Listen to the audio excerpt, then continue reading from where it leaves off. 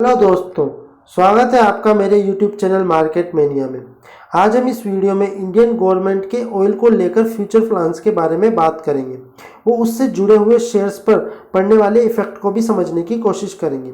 हमारे माननीय श्री नितिन गडकरी जी ने अकोला महाराष्ट्र में एक सभा को संबोधित करते हुए कहा कि उन्हें विश्वास है कि अगले 5 साल में ग्रीन फ्यूल पेट्रोल की ज़रूरत को खत्म कर देगा।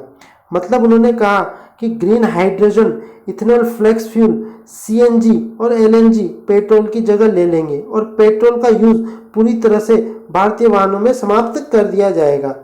देखिए, अब देश का यूनियन मिनिस्टर कुछ कह रहा है तो इस बात को इतनी लाइटली भी नहीं लिया जा सकता और नहीं इसे गलत समझा जा सकता है। और अगर इस बात को सच मान लिया जाए तो देश की क्रूड ऑयल को रिफाइन करने वाली कंपनियों को गहरी चोट इससे लग सकती है। और देश में अगर सबसे बड़ी रिफाइनरी की बात की जाए तो वो रिफाइनरी की अगर हम बात करें तो वो आती है रिलायंस इंडस्ट्री प्राइवेट लिमिटेड, और बाकी और भी बहुत सी रिफाइनरीज हैं, लेकिन हम सबसे पहले फोकस करेंगे रिलायंस में, क्योंकि ज़्यादातर जब भी रिफाइनरीज की बात की जाती है तो हमारे दिमाग में एक ही रिफाइनरी आती है, वो है जामनगर की रिफाइनरी, जो कि रिलायंस ऑपरेट करता है। वैसे तो आप कह सकते हो कि रिलायंस ने अपना बिजनेस पहले से ही डाइवर्सिफाई कर लिया, क्योंकि उनको भी इस बात का अंदाज़ा तो लग ही चुका था कि ऑयल का बिजनेस आगे कब तक चले, इसका कोई फ्यूचर नहीं है और इसकी जो रिस्क है उन्होंने पहले ही कैलकुलेट कर ली थी, इसलिए वो अपना बिजनेस जियो प्लेटफॉर्म जियो पर जा चुके हैं और अच्छे से उसको मैनेज कर रहे हैं, उससे भी काफ़ी अच्छा रिवेन्यू कमा रहे हैं। पर हम यहाँ पर उस जियो की या अदर बिजनेस की बात नहीं करेंगे, केवल रिफाइनरीज के बिजनेस की बात करेंगे कि क्या रिफाइनरीज के बिजनेस को रिलायंस के इतना ही खतरा है। देखिए, अगले 5 साल में सभी रिफाइनरीज बंद होने वाली है, ऐसा कई लोगों का मानना है। चलिए, इस बारे में बात करने से पहले एक और न्यूज़ के बारे में बात कर लेते हैं। द इकोनॉमिक टाइम्स की एक रिपोर्ट में अभी हाल ही में कहा गया है कि आज के समय इंडिया जापान को पछाड़कर दुनिया का तीसरा सबसे बड़ा ऑयल कंज्यूमर बन चुका है। और जिस हिसाब से इंडिया की इकोनॉमी ग्रो कर रही है, उस हिसाब से 2035 तक इंडिया का ऑयल कंजम्पशन पूरी दुनिया में सबसे अधिक होने वाला है। मतलब 2035 तक भारत क्रूड ऑयल का सबसे बड़ा इंपोर्टर बनने वाला है। अब आप लोग सोच रहे होंगे कि अभी तो हम गडकरी की बातों से गदगद हो रहे थे कि पेट्रोल अगले 5 साल से में गायब होने वाला है, वहीं अब बात कर रहे हैं कि 2035 तक हम दुनिया को पछाड़कर नंबर 1 ऑयल कंज्यूमिंग कंट्री बनने वाले हैं। तो क्या गडकरी झूठ बोल रहे थे या फिर यह रिपोर्ट जो इकोनॉमिक टाइम्स में छपी है वो गलत है? देखिए, न तो गडकरी झूठ बोल रहे हैं और न ही यह रिपोर्ट कुछ गलत है। दोनों अपनी अपनी जगह बिल्कुल सही हैं। गडकरी जी जो बात कर रहे हैं वो 4 व्हीलर की बात कर रहे हैं, मतलब लाइट मोटर व्हीकल्स की बात कर रहे हैं, कार्स की बात कर रहे हैं। वहीं बात करें हैवी मोटर्स व्हीकल की, यानी कि ट्रक्स, बसेस और भी जगह जैसे थर्मल पावर प्लांट, एरोप्लेन में, या फिर हम बात करें शिप्स में, वो अभी भी डीजल से ही चलने वाली है। अभी तक आपने सुना नहीं होगा कि कोई इलेक्ट्रिक शिप्स आई हैं या फिर इलेक्ट्रिक एरोप्लेन इतना सक्सेसफुल हुआ है। या कई जगह डीजल का और इनका यूज़ होता है, इनकी रिफाइंड फॉर्म का।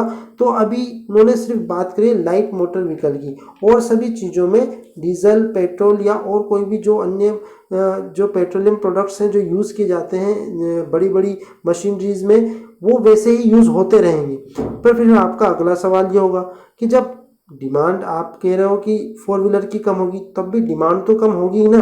फिर इकोनॉमिक टाइम्स ऐसा क्लेम क्यों कर रहा है कि 2035 तक क्रूड ऑयल का हम हाईएस्ट कंज्यूमर होंगे? तो देखिए, हम पूरी दुनिया से जो खरीदते हैं वो होता है कच्चा तेल, मतलब क्रूड ऑयल। इसे आप सीधा अपनी गाड़ी में यूज़ नहीं कर सकते, इसको आपको रिफाइन करने की ज़रूरत पड़ती है। और इंडिया में ऐसी बहुत सी रिफाइनरीज हैं। पर हमारे आसपास के देश, कुछ गरीब देश, अफ्रीका के देश, बहुत से ऐसे देश हैं जहाँ पर रिफाइनरीज की व्यवस्था नहीं है।